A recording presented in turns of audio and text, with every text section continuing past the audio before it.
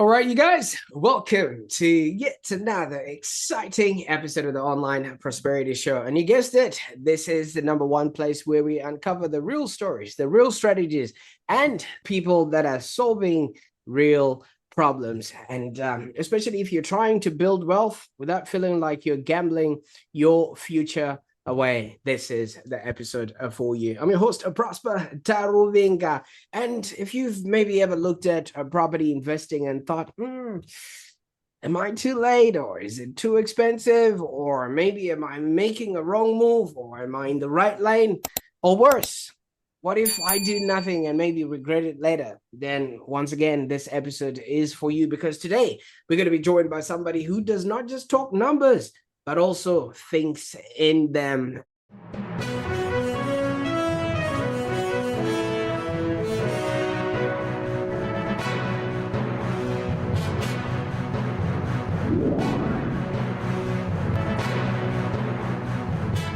And I can't wait for you to meet my guest today, Turgut Kapisiz. Now, Turgut, welcome to the show.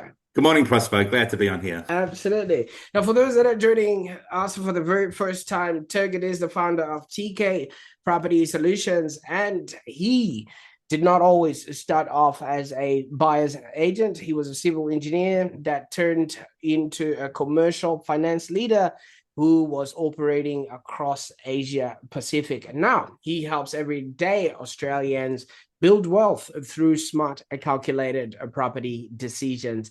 And here's one thing. I know a lot of people either overthink property or rush into it emotionally. And today, Turgut is going to be walking us through the mentality that you actually need to have if you're going to use a property as a vehicle, for your own retirement. And I can't wait to jump into this particular episode. And I also know that you're going to want to share this episode with somebody who's maybe sitting on the fence about investing. But before you do that, make sure you are subscribed to the Online Prosperity Show so that you do not miss out on any of these conversations as we unfold them.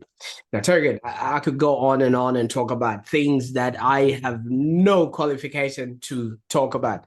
Take us back. I mean, obviously, before TK Properties, before you were helping clients, what did life look like for you in the corporate world?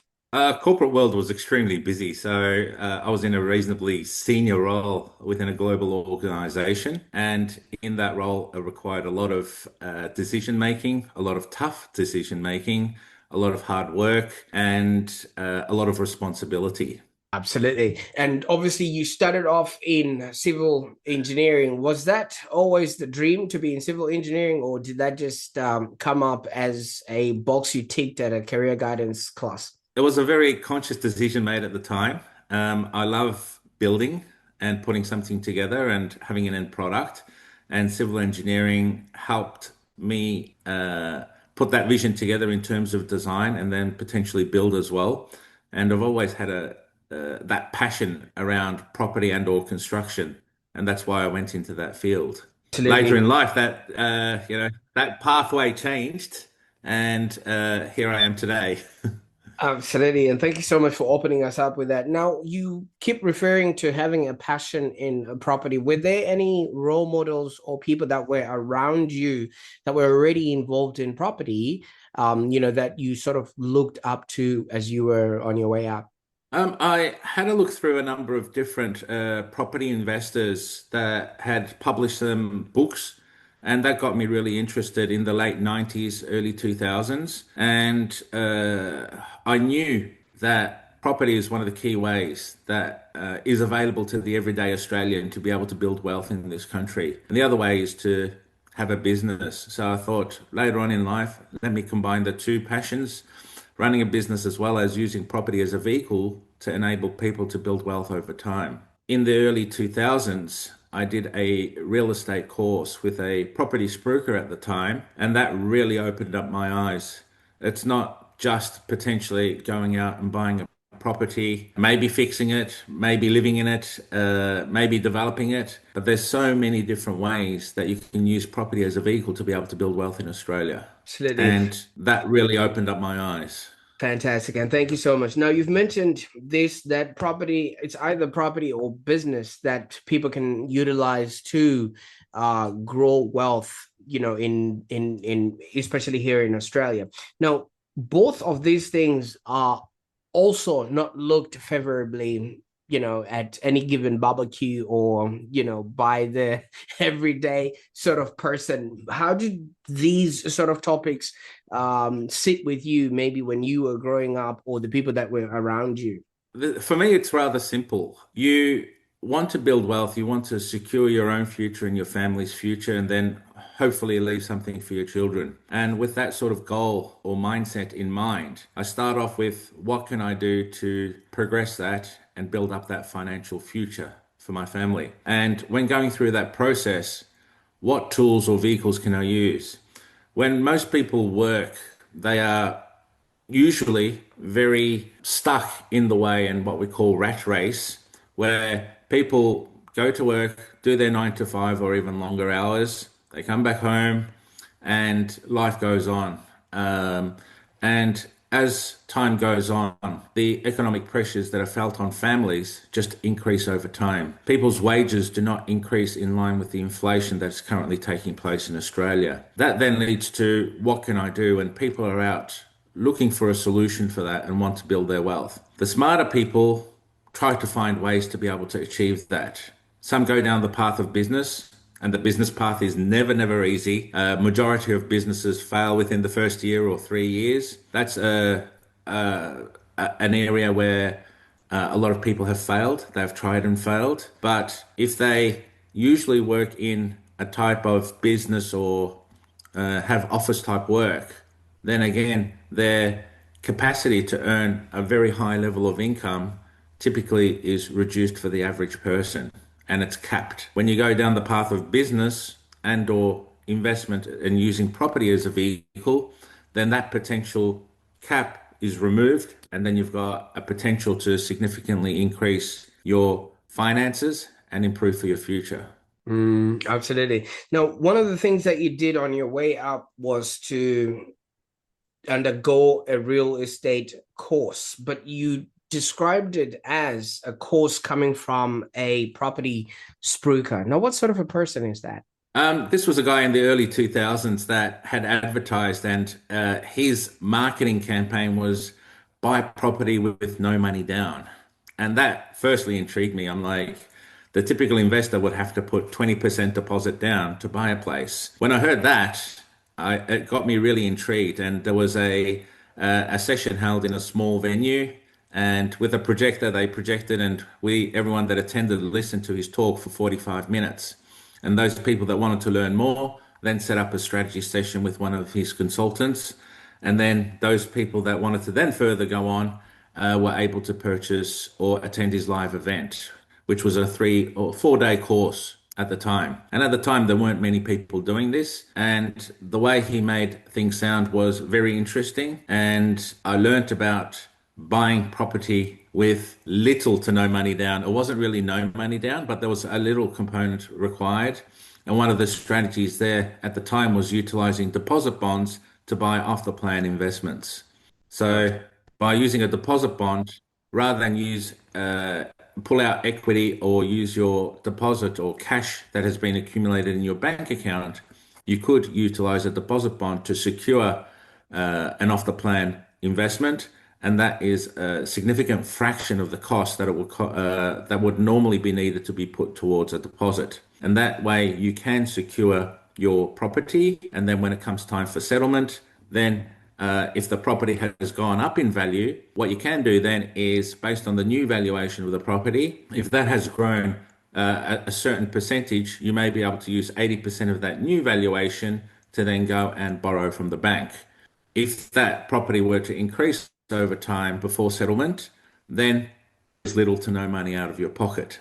That was a strategy that was used back in the early 2000s that worked reasonably well because property was on a very strict growth cycle, and there were a lot of investors out in the market looking for these type of investments when the property market was on the rise. Today, that doesn't necessarily work because certain areas are inundated with a lot of properties out there, especially off the plan investments, and especially if they're apartments.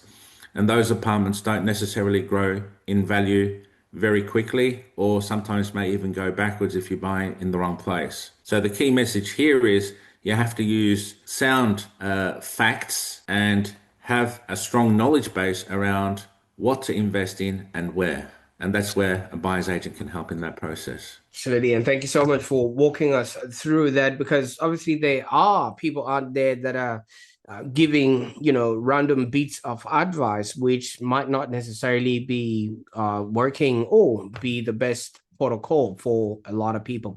Now, you underwent this, and I'm now taking that your whole journey was now influenced by this lived experience of you having been exposed to property in this sort of way. Could you maybe walk us through, one of the deals that you would have undertaken, and how that actually then propelled you to actually start getting on this journey? Yeah. After I did this course, one of the first things I do was start researching around the area that I lived in, and I lived in at Fitzroy at the time. Fitzroy, for those that don't know, is a suburb very close to the Melbourne CBD. It's, I believe, the smallest suburb in Melbourne, and it has a very good lifestyle for those that are interested in that sort of thing. And a lot of cafes, restaurants, places to go out, a little bit of a hippie sort of area.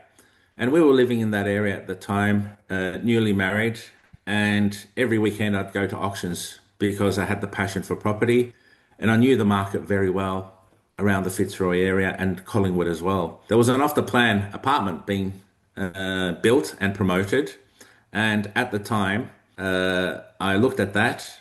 It was a penthouse on an old warehouse conversion, and this was the highest property in Fitzroy. Fitzroy has a heritage overlay, so you cannot easily knock down or build unless you keep the front facade of the structure, or there are some very strict rules around what you can and cannot do in Fitzroy. After we saw that and knew that the views cannot be blocked out looking towards the city, it had a really nice feature around the apartment where it had a huge balcony that you can sit and relax and enjoy the views of the city. It was going to be a new build because the existing warehouse complex was at 6 stories, and this one was going to sit on top of that, a double-story penthouse. Learning what we did from the course, we ended up purchasing two of those, and at the time they were $500,000 each. What we did was we utilized deposit bonds, and at the time, let's call it, there were some loopholes around what you can do with deposit bonds, and we had some equity in our house. We utilized that equity to then secure two of those properties in Fitzroy and put down $2,500 each to secure those deposit bonds. So for $5,000, we ended up purchasing $1 million worth of property. That was how I sort of started to seriously get into investing.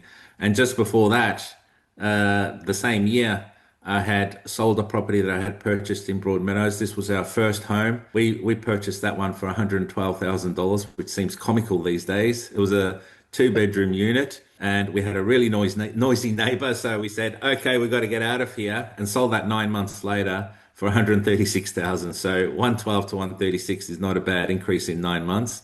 And that's when we went to Fitzroy. We had also purchased another investment in Fitzroy. Again, the numbers are going to sound comical.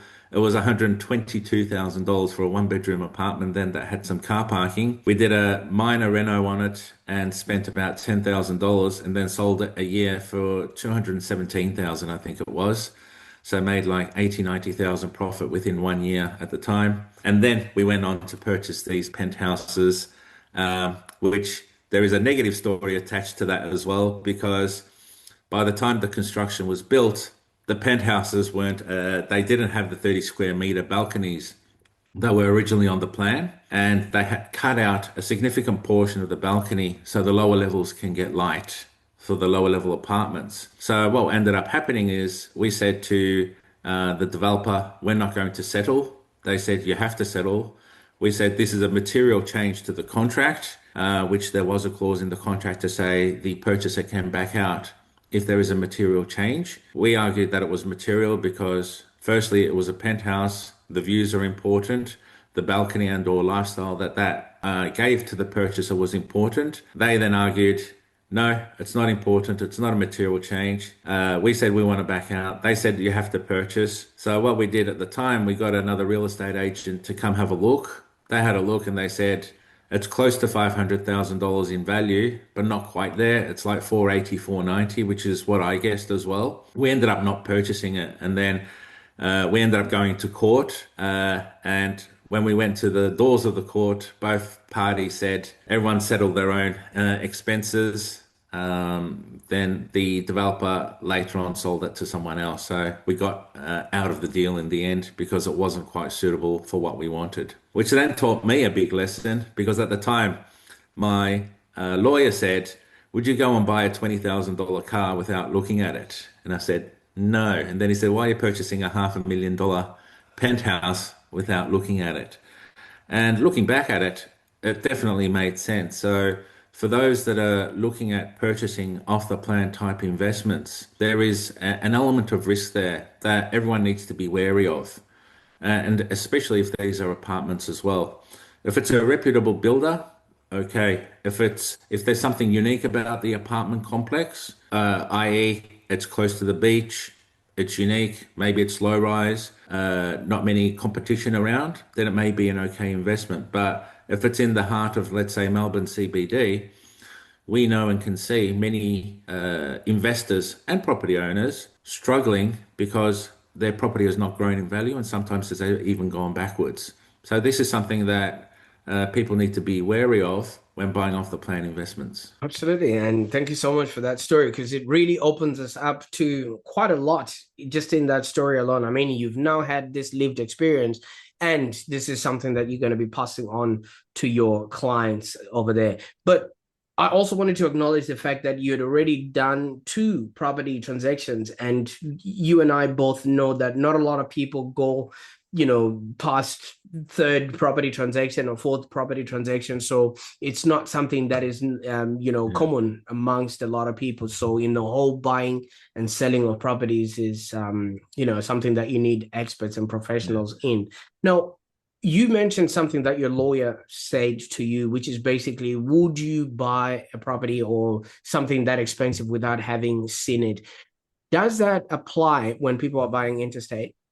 Interstate, one of my own purchases, I purchased a three-bedroom unit in Port Lincoln, South Australia, Right. and I had not seen the property. And I purchased this during COVID times, at the end of 2020. I purchased that property for 215,000. And what I did at the time is I got a building and pest inspector to go and inspect it for me. So when you go to a website like realestate.com.au or domain.com.au or any other real estate website out there, you typically see the good pictures with wide angles, rooms looking bigger than they are. You may not see a little hole in the wall. You may not see some rotting away gutters or something like that. So, to ensure that you don't end up with any type of risk associated with that, what we say is make sure you go and get a building and pest inspection done. That way, you know what you're going in for when potentially putting an offer for that property.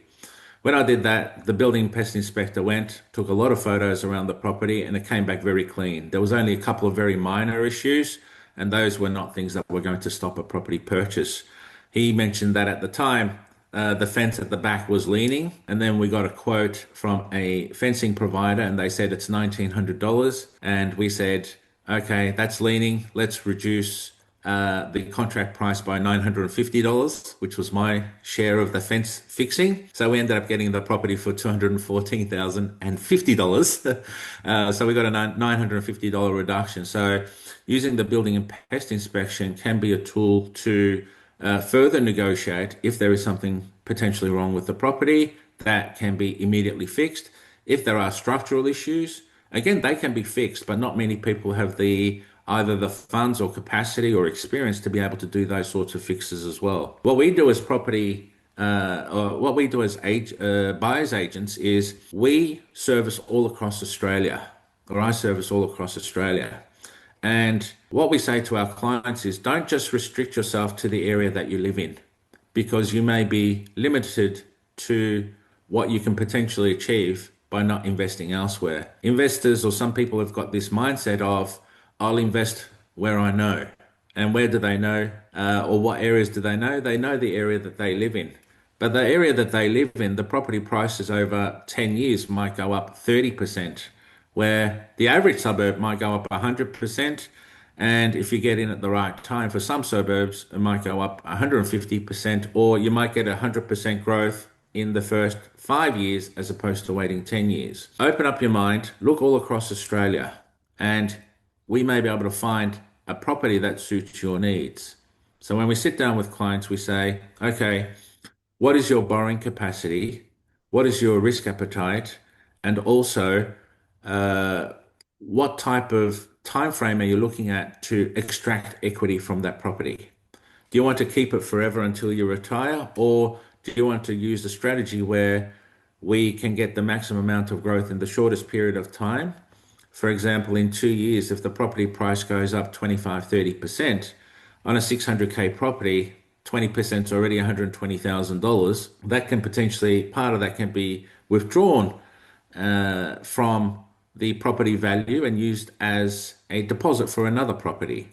So every, couple of years, or even earlier in some instances, you can go down the path of having that mindset of I'll let the property grow, I'll withdraw or extract the equity out of that and use that as a deposit for another one, and then keep on going, doing that to build up your portfolio. So when it comes to buying interstate, what we do is we say, okay, what we see online, and then there is also a smaller component of offline as well. Properties that we can perform our searches on. If I'm going to buy a property in, let's say, Townsville for one of my clients, first I would look at what's available online, what's available offline, then get in contact with the agents, and if the numbers stack up for a particular property, I'll get another buyer's agent in that town or city to inspect that property on my behalf. This is a first set of eyes to have a look at that property that doesn't warrant or need someone going interstate to go and have a look at. If that first inspection passes with another buyer's agent, this is not a technical inspection. This is just to say, yes, the house looks good, the street looks good, there's no rubbish being dumped on the streetscape is good, there's no hidden things in the property that is not visible online. And if that passes and we want to put an offer in, we may put an offer in and then get a building and pest inspector to do the real inspection. So sight unseen, yes, definitely possible. And I did that with my property in Port Lincoln, and I actually sold that just recently, and it got settled last week, which is really good and at a really good price as well. So very happy with that one. It more than doubled in 5 years. So very, very happy.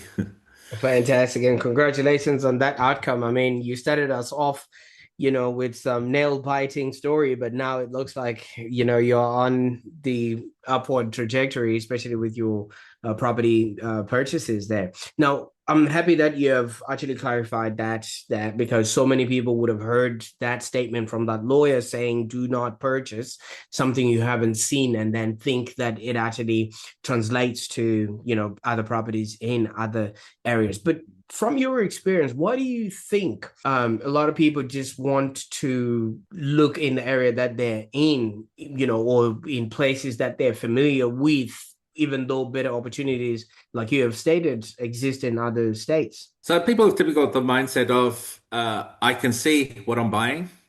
I know my area well because they've lived in that area potentially for many years. Their family or immediate surrounding family and friends live in that area. So they know that area, and they feel like, oh, I can drive by it and know it's still there. It's the house is not running away, but people have got this mindset of, it's a comfort level within themselves where they say, okay, I know my area. They can potentially even get a good price on it because they know the prices in that area. However, that does not necessarily mean that it's going to grow. So it's like, what can I see? What can I feel? What can I touch? And what's close to home? What do I really know about? Then people go and invest in their own location. So that's the sort of mindset that some investors have. If they live in a suburb that's had steady growth, or better than average growth over the years, that makes sense. But if you're living in a suburb that hasn't had that steady growth over the years and has either had low growth or choppy growth over the years, then that may not mean that you are maximizing your growth over time. So you have to broaden the mindset to then potentially look at other areas to invest in that's going to help build your wealth over time. Just a couple of percentage points of growth every year after it compounds over a number of years, that can make a huge difference around what your property may be worth in 10 years' time or 20 years' time versus a stronger performing suburb or an area where you may buy and then sell in the future and then buy again. There could be a significant difference around what that means for you and your family in the future. So it's important to understand the data and metrics behind the suburb or area that you want to invest in. And that's where a buyer's agent can really help around with that. What we do as part of our process is we've got access to more than 100 plus metrics around data where we analyze the suburb that's suitable for our client. And what we do as part of our service is we say, okay, out of the 15,000 plus suburbs across Australia, we're going to filter it down to three suburbs. So we get that, start off with the broad, and we really narrow it down to three suburbs. We present those three suburbs to our clients and then say, these are the suburbs that's going to really work well with what you would like to achieve from a strategy point of view. We then go out on the hunt to find those properties in that area and then start that buying process and negotiation process as part of that overall service. Now, Turgut, I mean, obviously, one viewer right now might still be hung up on the fact that, you were a civil engineer that, turned into finance. When did the buyer's agency actually start taking hold? Um, it started about a year and a half ago for me. I had been investing for about 25 years or so. So late 90s, early 2000, I started investing and have built up a portfolio of my own over that period of time. As I said earlier, property is one of the key ways to build wealth in Australia, and that really resonates with me. I've seen it happen. I know it works, and I believe in what I do, and I've got a passion for property to be able to not only do that for myself, but also help people out as part of that process to help build out their financial future. Whilst I have a degree in civil engineering, I also have got a diploma in building and construction. So I've built a couple of properties of my own. So I have a pretty good feel of if something has been built right or wrong, what type of materials have been used, and what that ultimately does as well is give you an indication of whether the build is a cheap build or has got better quality features that have been incorporated into it. As a simple example, like a 2.4 meter ceiling height versus a 2.7 meter ceiling height, there's a difference in cost. Whether you have laminate bench tops or stone bench tops is different. Whether your bathroom is fully tiled all around or just the shower area, all of those add on to the costs of construction. And you want to find properties that have got more of these features because all of the investment has been done up front, and that way it will likely be more appealing to any future potential buyers of that property and or tenants that may want to move into that property. If they feel a sense of good design, good product being utilized within the property, people are more likely going to buy that property in the future. Or if you're looking for tenants, they're more likely to rent, and you can probably get a little bit more dollars in terms of rental income from that property if you're renting that out. Absolutely. Now, obviously, there's a difference between you purchasing for your own and purchasing for somebody else. Okay. Like when you're buying for yourself, you can walk in, make the decision instantly. Whereas if you're purchasing for somebody else, they have a real big committee behind them. It's either their spouse, their friends, or whoever is at the barbecue on the Saturday that they decide to make that sort of property. Walk us through maybe your first transaction, not for yourself, but for somebody who other than yourself. So my first transaction was actually for an auction bidding service. So I'll explain that story and then I'll talk about the sort of typical process that happens behind the scenes for a full service, which is going out and buying the property. A client of mine, he was going to sign up with me for full services. He was looking for a property in Strathmore.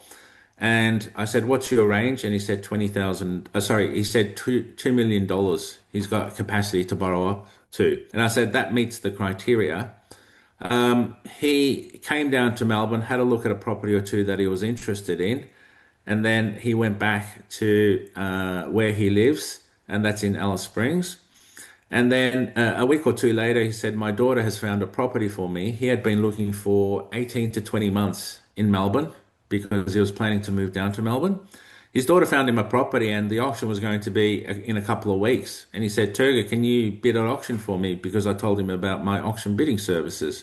And I said, sure. And I did some comparative market analysis for that particular property. And I said to him, the price range that the real estate agent had quoted is significantly lower than what the property will go for. By providing that data to him, I said this property is likely to go between 1.36 and 1.4 million. The agent originally advertised 1,080,000 to 1.18 million. Within 1 week, he went from that to 1.18 to 1.28 million, and the property was likely to go for 1.36 to 1.4. So we signed an agreement to hit a certain level of bidding, and I opened up the auction, and then I kept quiet. I opened up the auction at 1.2 million, then 1.25, 1.3, 1.32, 1.34, 1.36, and that happened within about 50 seconds of the auction starting. It went up to 1.36. The person that did 1.36 were another young couple that had some the property inspected as well. By doing some little bit of background research, you can find these things out. And what we found was after 1.36, a new bidder came in at 1.37. They looked like they were capped out as well, just reading their body language.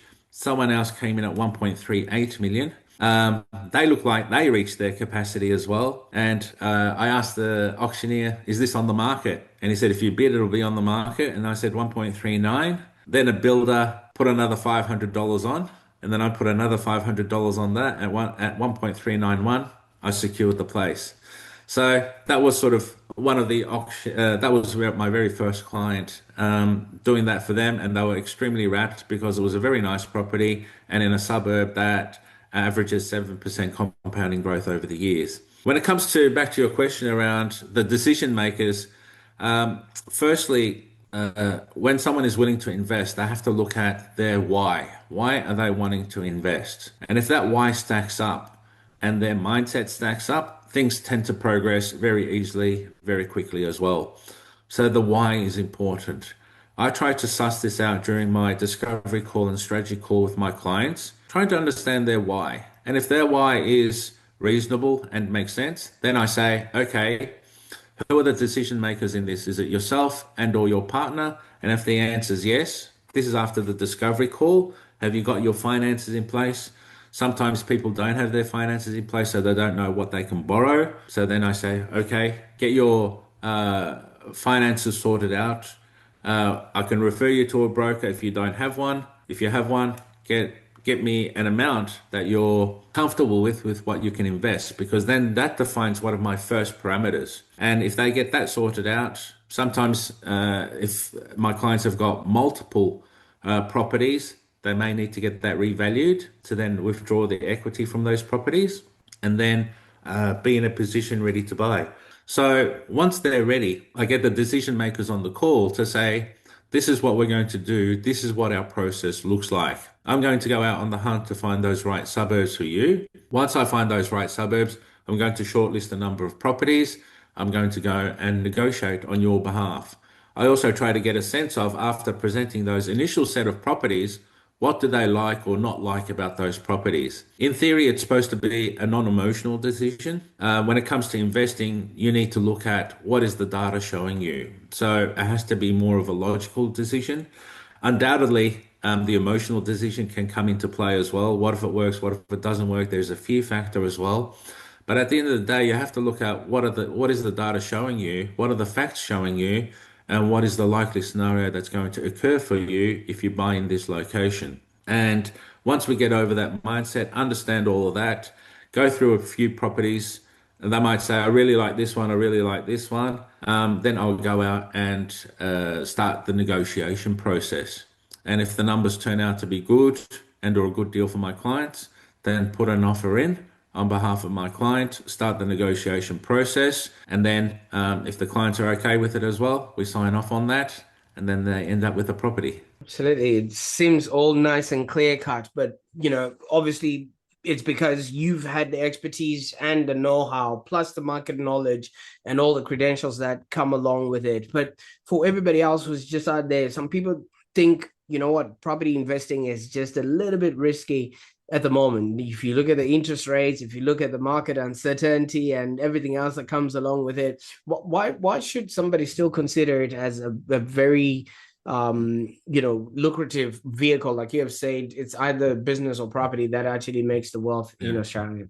There are always going to be times where people are scared or fearful, and there's always going to be times where the market is growing great, and then there's a lot of investors coming on board. What I say to people is look at the long term, what has happened to property prices in Australia. I've been hearing for 3 decades now, oh, the property market's in a bubble, it's going to burst. There might have been small blimps along the way. For example, in the 2008 global financial crisis, there was a little bit of a blimp, but then that immediately sort of recovered shortly after. Nowadays, there's some world activities happening around the Middle East, and also what this has done for petrol, fuel, oil prices, and also potential changes that may come with the interest rates potentially going up. What I always say is if you're in the market looking around, there's always opportunities out there. You have to keep a close eye on what's happening in the market. Yes, these days, many people are fearful of buying. You have to look at the fundamentals. And what do the fundamentals say? That over time, property prices grow. On average, you may end up buying in a suburb where it doesn't grow, potentially even go back if you buy in the wrong location. But if we're talking general terms, it goes up. And if you're talking specific terms where you've done your research around a particular suburb or area, then you've got a significantly better chance of that property growing. And when there's fear, there's also opportunity. If people are not buying, that could be a real opportune time for you to then go out and buy. This happened during COVID as well. For myself, I ended up purchasing a block of land. The initial purchaser had purchased that block of land 2 years ago and awaited for that property to get titled, and it was getting titled during COVID period. During COVID period, there were so many people that were fearful of property and investing in property because there was a huge unknown, and that huge unknown was because of COVID. What is it going to do to property? What is it going to do to jobs? What is it going to do for income? What is it going to do for businesses? All of this uncertainty created a lot of fear amongst people, investors, owner occupiers, business owners, everyone out there. But what that did do is also bring in opportunities as well. This person couldn't settle, or their bank were not willing to lend the person money to end up purchasing this block of land. This block of land was $267,000 contract price, where he purchased that 2 years prior. The developer was selling same blocks of land for $300,000. So immediately at that time, if I were to buy this block of land, I was going to make just over $30,000 profit from the get-go. And real opportunities usually occur when you're buying. The real money is made when you're buying. And also, if you sell it well, that's good, but you don't have to rely on selling well. The opportunists look at what is the best price I can get something at. We had a chat with this person via a friend, a mutual friend. We ended up offering him $2,000 on top of the contract price. So he ends up happy. He was extremely stressed and worried about potential penalty interest clauses, which can become debilitating for someone, hit their credit rating as well if they couldn't settle, and cause all sorts of other challenges and let's call it legal activity. When we ended up purchasing, he was happy, we were happy because we made an immediate $30,000 on the purchase. So those that are fearful, look at what is likely to happen in the long term. And the long term, what we've seen in Australia is property prices have grown in value and typically beats the inflation rates as well. Absolutely. That's And what I say. Great stuff. Now you've introduced us to obviously the off-market deal that you've done, which came a little bit short when you were sort of getting started, and also you've introduced us to a few established properties that you have purchased along the way, and now you've introduced a component of land. Now all of these are very different types of properties, and there's a whole different Mm. mindset around each of them. Now, if somebody is just getting started, just really wants something easy, what would you recommend? Firstly, start off with what you can afford. If you cannot afford a $800,000 home, if that's your first time going into property, then maybe go for a $700,000 one. It's important that you have a certain buffer in place, regardless of whether you're buying for yourself to live in or whether you're using for investment purposes. I always say keep a minimum 3 to 6 month buffer in terms of having additional funds available in your bank account in the event of something coming up that may be a negative surprise, let's call it. In this day and age, sometimes job security may not quite be there as it was, let's say, even 5, 10 years ago. There may be elements of risk to that. Um, uh, if a couple is newly married, a baby may come on board, which brings in additional expenses. A family member may become sick and need additional funds, or you yourself may become sick. So I always say keep some buffer in there and go with what you can afford. Sometimes it's better to move away from the city or further away to end up purchasing something yourself versus going and buying something that you can't afford and therefore forced to sell in the future. So go within whatever your means are suitable. In the normal world, it's always better to buy closer to the city. What they say, however, is as you get closer, the sizes of the blocks also get smaller, and the real appreciating value of when you buy a property is really the land. The land is the one that actually increases its value. So Mm, there's always this debate of whether you should go out and buy a bigger block versus moving closer to the city and getting a block that's smaller but has the potential to also grow more in value. So when coming up with these sort of decision making, I say, look at what the data is saying. If that suburb that's outer and there's, another 2,000 properties that's going to be built there because new estates are opening up, then your property may not grow in value in the short to medium term because you're competing against a whole heap of other either owner occupiers or investors looking to buy in that region because maybe that's what they can afford. When you're moving closer to the city, then you've got the established infrastructure in place, and then you've got the suburb demand in place. So when you're looking at these sort of decision making, you have to look at the data behind the scenes. What is the data telling you? What is the number of building approvals taking place in that block of land that may be further out versus an established property that may be closer to the central to the CBD? And once you have a look at all of those, it's then making that informed decision. So when first going out, look at what you can afford, look mhm. at the data, and then make an informed decision is what I would say. Absolutely. Now, here's what I'm hearing, Turgut. Correct me if I'm wrong. You're not just helping people buy property here. You're actually helping them replace that uncertainty with a lot of clarity because you're coming in with, obviously, as a civil engineer, you can read maps around what is actually going to be constructed in the near future. And also your building expertise, plus the lived experience of you having been involved, in all those property transactions in all different levels and things of that nature. So I think a lot of people are not just stuck because of lack of money. They're just stuck because they lack the confidence and the expertise that you possess, intuitively like this. And if somebody's watching this and just thinks, you know what, I'm not going to burn that many calories trying to figure it out. Let me just work with Turgut. What would be the best way that people can get a hold of you? Um, they can go onto my website, tkpropertysolutions.com.au. They can book in a free discovery call with me. During that discovery call, we'll have a quick chat around the readiness of any potential buyer or purchaser out there that is looking to invest in property. If they have got their mortgage in place or not, whether they're ready or not, understand the decision makers. That's sort of our very first call. Go onto the website. I've got my number on there as well where they can find me or call me. They can book in a discovery call with me just to have a no obligation chat.